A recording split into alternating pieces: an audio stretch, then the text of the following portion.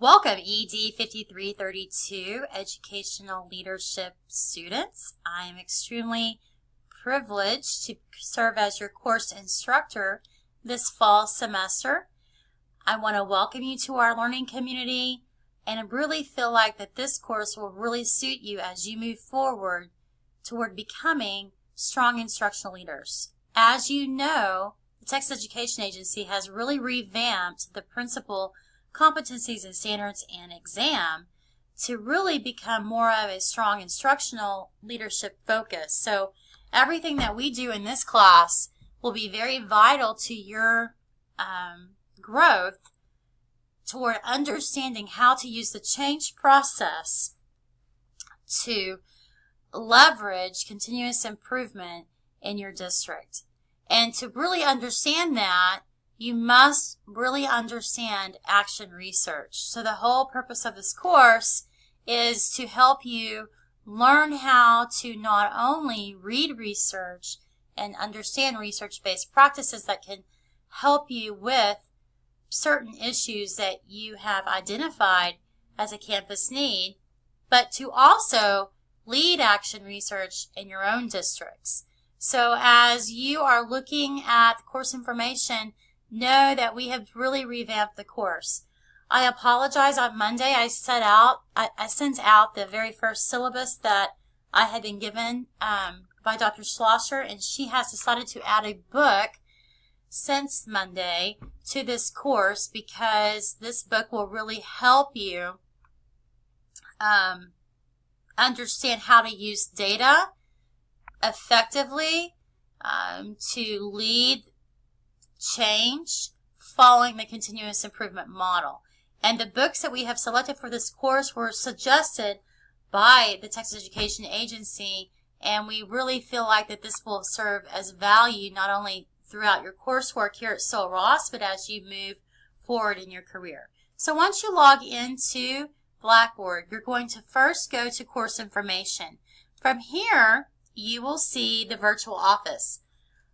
As your course instructor, I will have office hours on Tuesdays and Thursdays from 10 to 5 p.m. And I work a lot at nights as well. I've given you my Twitter handle, so if you use Twitter to improve your professional learning network and your own learning as a leader, I encourage you to follow. And we use the hashtag SRSULearns so that we can all share resources in a group, along with my cell phone number and my office phone number and email. So you can find information here regarding how to best contact me, where to direct questions, information about Dr. Schlosser, who is your coordinator for your leadership program, and information about the department. So that's the first thing, is to always stay connected with me. So if you're going to be late on turning in an assignment or you're completely confused, know that I'm here to help you. And the best thing to do is to collaborate with me. The next thing that I want to go over is the syllabus. If you click on syllabus under course information, you will find this welcome video along with our syllabus, which I will go over here in a second, and the 3 required textbooks that you will need for this course. So the first one I did send you on Monday is Mertzler's Action Research book.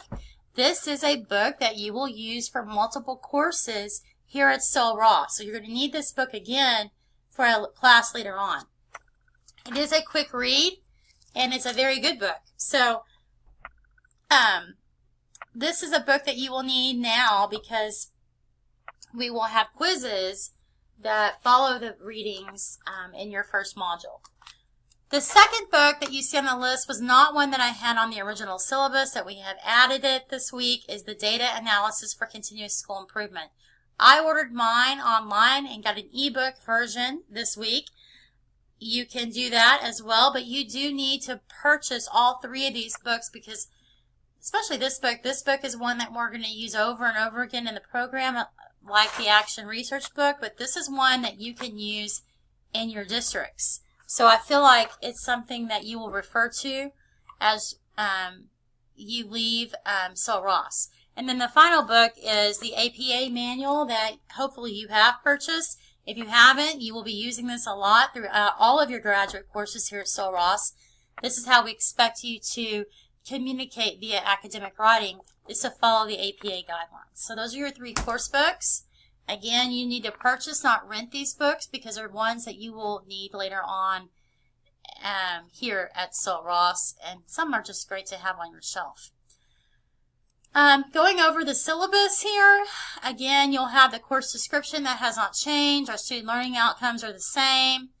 You'll have the 3 books, and then some of our coursework has changed a little bit to accommodate this second book, which really looks at the continuous improvement model.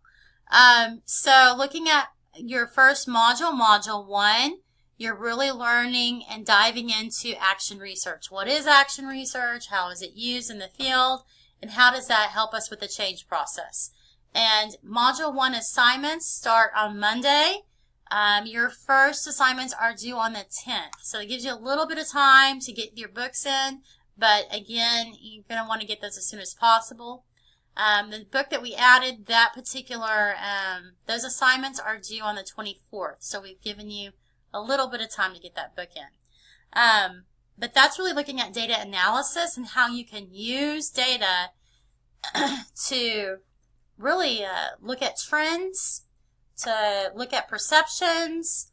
And the main thing with data, this is a lot of the mistakes that I see made in many districts, is instructional leaders are really good at looking at data, but they're not sometimes strong at using the data to change student learning, to change instructional practices.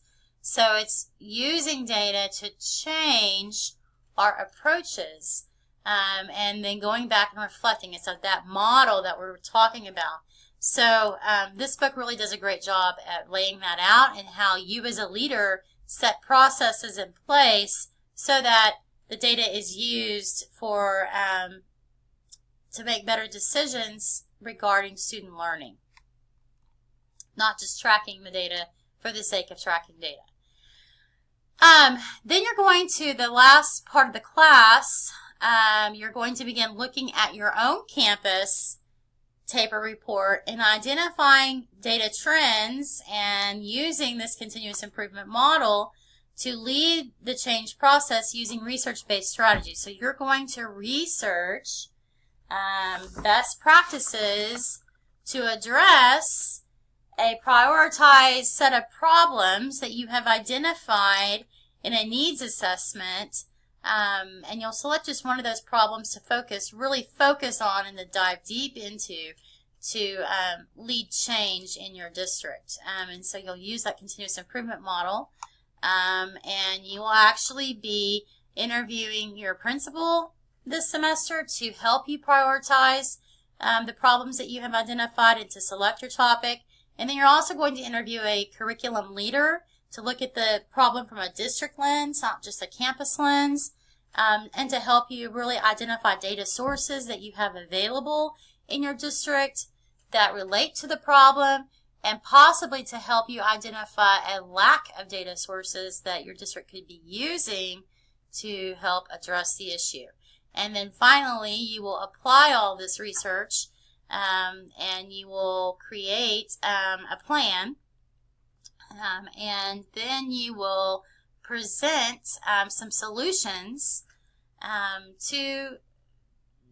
you will come up with to address the issue in your district, and you will present that to your class in a synchronous video collaborate meeting. We only meet once this semester as a class in real time, and that is on December 3rd. And then after that, you will reflect. So that's really our course. We have a lot of quizzes at the beginning, and then hands-on assignments at middle to the end. I really want to encourage you to reach out to me if you have any questions or concerns. We want your feedback. Again, we're revamping our research program to better meet the competencies and standards associated to becoming a new instructional leader here in Texas. And that looks a lot different than it has in the past. So I encourage you to reach out to me with questions or concerns. Good luck. I will look forward to collaborating with you this semester.